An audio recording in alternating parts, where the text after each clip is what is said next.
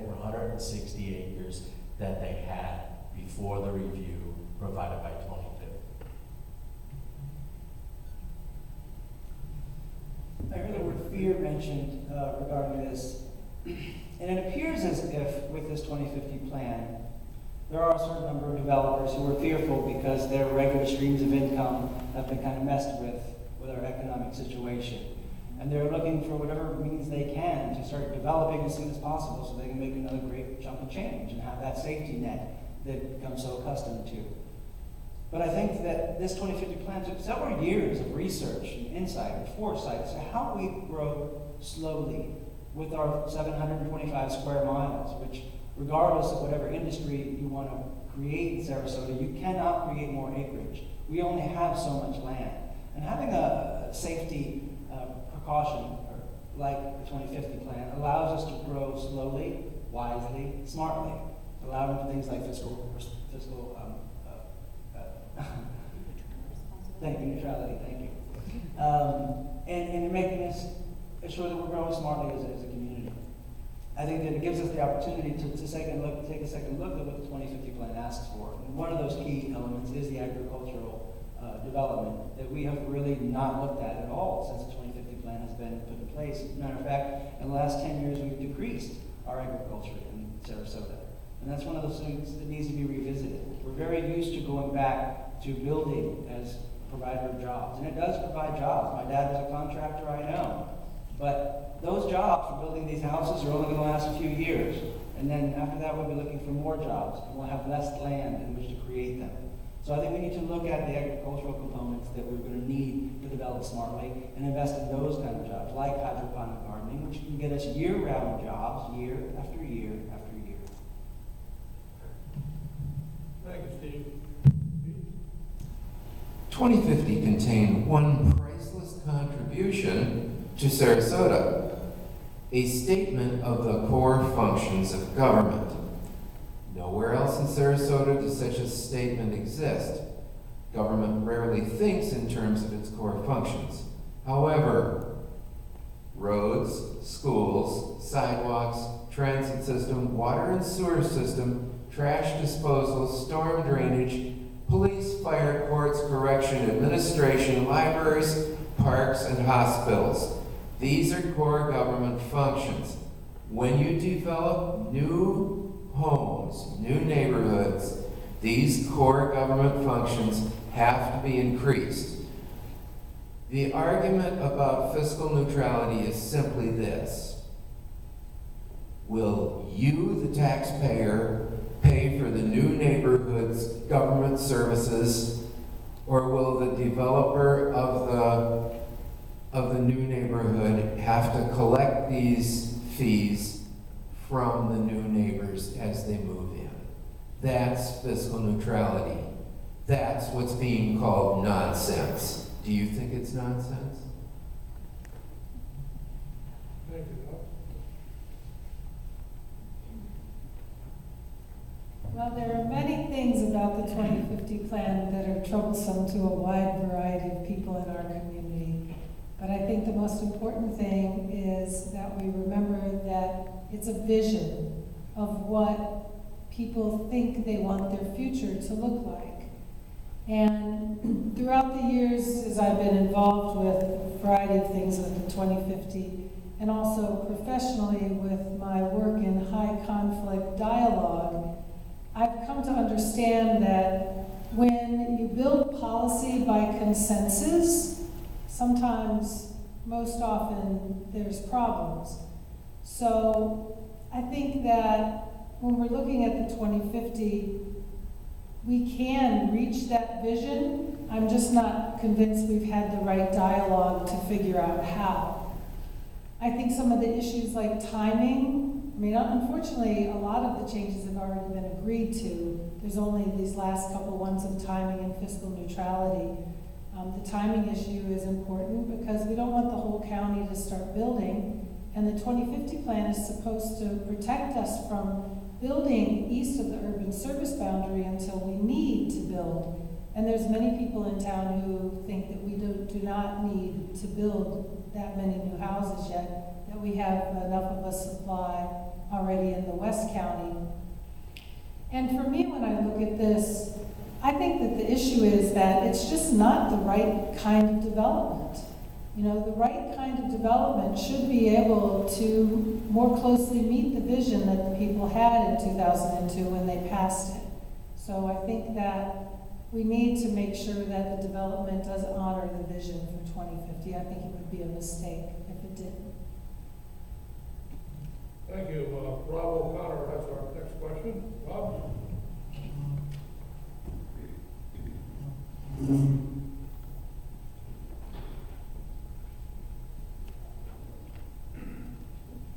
Thank you, everyone, for coming tonight and sharing your views. I really appreciate it.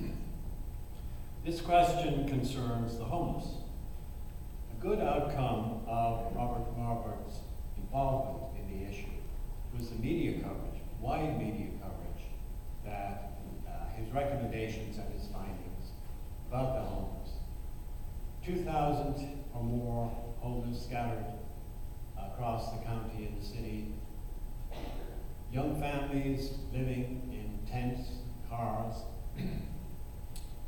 Very high percentage of adults who have mental issues, homeless, who have mental issues, who are not connected with our mental health services. It's been quite an education for the people of Sarasota, for whom the homeless had been invisible. Most of us were not affected by it. The vast majority were not affected by the homeless. Now I think there's been an awakening with all the information that has come out. And I think the people of Sarasota want this to be resolved for humanitarian reasons. As you know, a joint search by the city and county government for a proposed site for a shelter and as a service center for economically homeless all came to a halt a few days ago when the city pulled out. If elected, will you urge the county commission to continue to engage the site search and pursue the other viable proposals contained in the consultant's report? Paul? There are a lot of recommendations in Dr. Marvin's report, and I'm a believer in those recommendations. The scary part about them is that most of them are dependent on other components, meaning just every link is just as important as the rest. That's the dangerous part of this. I did vote to terminate the process as it was going because I didn't feel it was going anywhere. We're at impasse. We're at the political impasse that we were told we would be at by the consultant at the very beginning, which is the politics of the site. That is what it is. Now, I can tell you this, I don't believe any of my colleagues are, we're not terminating our efforts with regard to dealing with the homeless issue. It's just the city is now going down a different path. I think ultimately we're going to be coming back together to handle this issue because this issue is not something that you deal with in a vacuum. And, concerns about taxpayers paying, we're paying for it now. Our homeless facility for chronic homeless right now is the city of Sarasota. It's our jail system. We're paying for it now. This is an emotionally charged issue. It's a complicated issue. You're not going to have many cases of homelessness. They can be very diverse. It's a wide spectrum. A lot of it's mental health issues. A lot of it's substance abuse. Thankfully, because of the very generous not-for-profits and very efficient not-for-profits, the family issue of homelessness is being taken care of relatively quickly. Things are really happening there. I think that what's happening now is the city is we're looking at some other options, perhaps, but I don't believe that it's fully stalled. It can't be. It's the single biggest, with regard to the city of Sarasota, it's the biggest issue there is. Nothing even remotely close. And I think we will get there. I think that we still need to, we're in a process of discovery. But it's not going away, I'll tell you that. Thank you, Lord. I agree. Mr. Marvin did bring a lot of attention and good attention to what we need to look at as a community. I feel that when it comes to the homeless, it's multi-level. We need affordable housing. There's a lot of people who are at the brink of homelessness, and there are a lot of families with children who need an affordable apartment. And I think that has to be addressed, just as important as a homeless shelter. And we also need more caseworkers to deal with the vets who've come back and have issues to deal with. As for the Come As You Are shelter, I'd like to see that in the hands of a not-for-profit. I know that the not-for-profits have done a lot, like the Salvation Army and the Gulf Coast Community Foundation has done a lot for the homeless, but now that they've seen how concerned we are with all the homeless in our community, they're stepping up and doing more work. And the reason for that is I looked at the St. Pete homeless shelter that Marvin put up there, and it worked for the first year or two, and then the government started to pull back their funding. And now they're having an issue, and they had to bring Marvin back 3 years later to say, okay, we have a homeless problem again. They still have the shelter, but some of the funding that the governments were putting in there due to budget cuts were being cut back. And I think having the not-for-profits handling the homeless shelter, they can raise funds differently, and we don't have to worry about the government pulling back at a later date. And that's what I'd like to see. So I think it's multi-level. We need affordable housing, we need to have caseworkers, and we need the not-for-profits to work with the government on a homeless shelter. Thank you, John. Well, I've been involved in the homeless problem for the last 3 years, including hiring homeless and also working to come up with the homeless service shelter for all of the homeless in Sarasota County. I have recommended to Sarasota County that they take the Bob Building, it's also known as the Sarasota County Administrative Complex. It's located 8.5 miles from downtown city of Sarasota, and Sarasota County has 389 employees living in the Bob Building or working in the Bob Building at the present time. I have proposed to the Sarasota County that they take all of the homeless in Sarasota County, including the ones that are in downtown city of Sarasota, and moving them to the Bob Building. The Bob Building is 123,000 square feet, located on 24.9 acres. And it has the room to set up a step-by-step process for treating the homeless. And what you're dealing with the homeless, you're dealing with addicts, you're dealing with alcoholism, and you're dealing with mental illness. And the only way we're going to solve the homeless problem in Sarasota County is to set up the proper treatment facility. And I think I've lived in Sarasota County for 33 years, and we have the talent here, and we have the expertise to get the job done. And I think that we need to get started. I made that proposal to Sarasota County 1 year ago, and we should have never had the controversy that we've had at the Sarasota County Board of County Commissioners level, and also at the City of Sarasota Commission level either. That problem was strictly politics, and thank God it's over. Thank you, Alan. Well, we get only a short amount of time for the most complex issues that our community is facing. Some of the things that were said here today are so accurate. No one size fits all. You don't treat a mom and her 4 kids living in a car the same way that you treat a veteran that, because of our wars, was mentally, physically, or financially destroyed. We need to do something. I think the county commission and the city commission, there's no bad people there. It was probably a good idea to take a time out. We all need to thank the nonprofits, Gulf Coast Community Foundation, the Salvation Army, because they're solving parts of it, and there are many moving parts to this. We all drove by for years. The woods that we preserve, woods around here where the homeless had camps that most of us never knew about. We need to step up. We've got a community that 50% of the kids are on reduced lunch. We've now passed a certain threshold in certain schools where so many kids are on reduced lunch to spare them the embarrassment from what I just read. everybody can come in for a free lunch.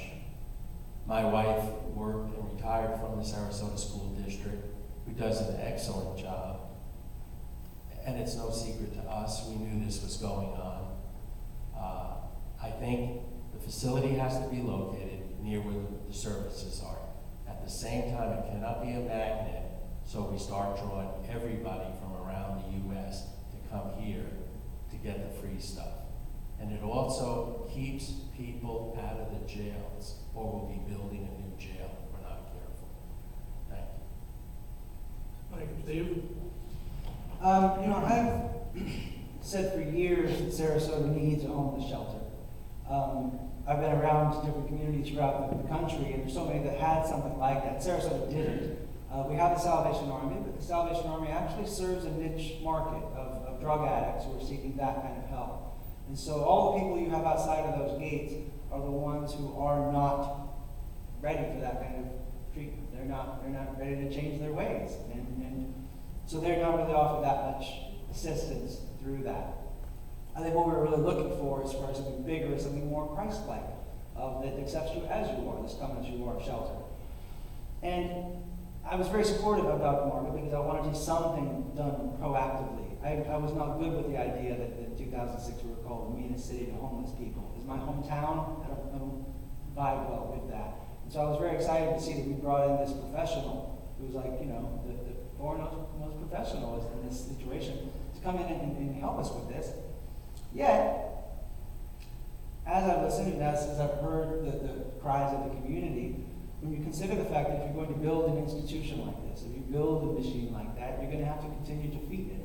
And that's a lot of the problem with the way that we've created our economy and our civilization, is that we create these things to solve a problem, and then we end up feeding the machine that's there to solve the problem. And when you really look at what we're dealt with the resources at our disposal, if you look at the article that came out a few weeks ago about the zombie homes that are in Sarasota, the 1,000 to 1,600 homes that people abandoned and that the bank hasn't been able to foreclose on yet, and these houses are just dilapidating in our neighborhoods. And we have these dilapidated homes and we have these dilapidated people. If we can use some resource management and use what Dr. Margaret has done through these first 11 steps of his plan to help integrate our systems management, to help get these people realizing the skills that they have and what they're capable of, I think that we can marry these two and use these homes to be able to offer these people the dignity that they need. Thank you very much. Early in my career, I had a job as a social worker in a housing project in Detroit, which was called Jeffrey's Homes. Some of you may have heard of it. It was 13 high-rise buildings, 20 or more 6-story buildings, and some row houses. My experience there was that this type of housing becomes home for people who don't have much in the way of social skills. And by that I mean we've got shootings and stabbings and people just staying drunk and the most unbelievable filth. Although we need low-cost housing, it probably shouldn't be of that nature. It brings too many people with problems into too small an area.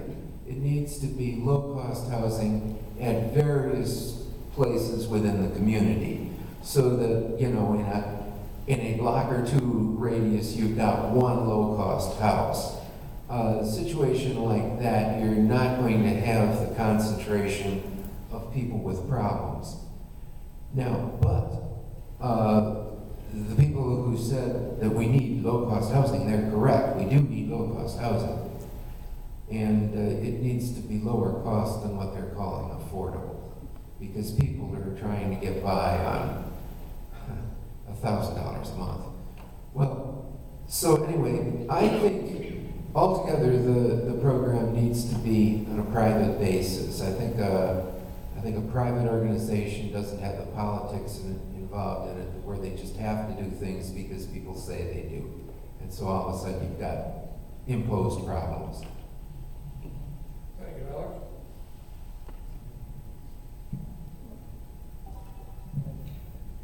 I've been involved with homeless issues on and off for over 20 years. I also have a lot of colleagues that work with homeless issues across the country.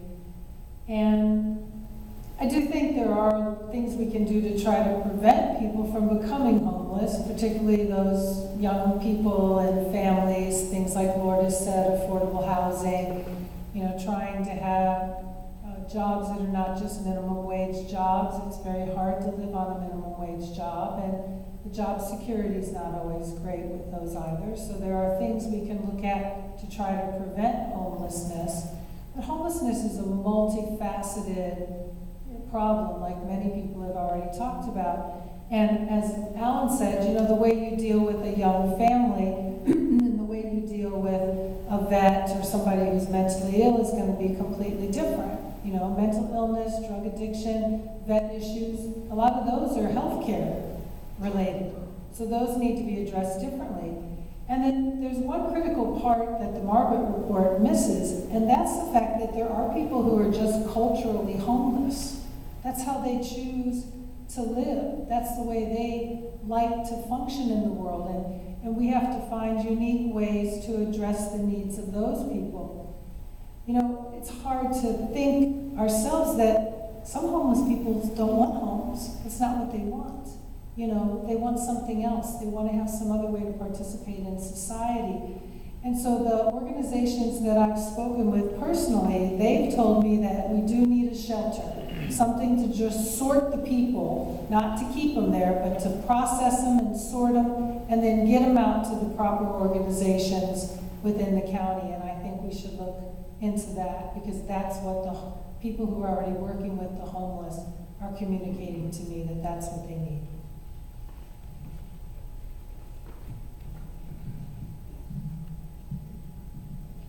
Thank you.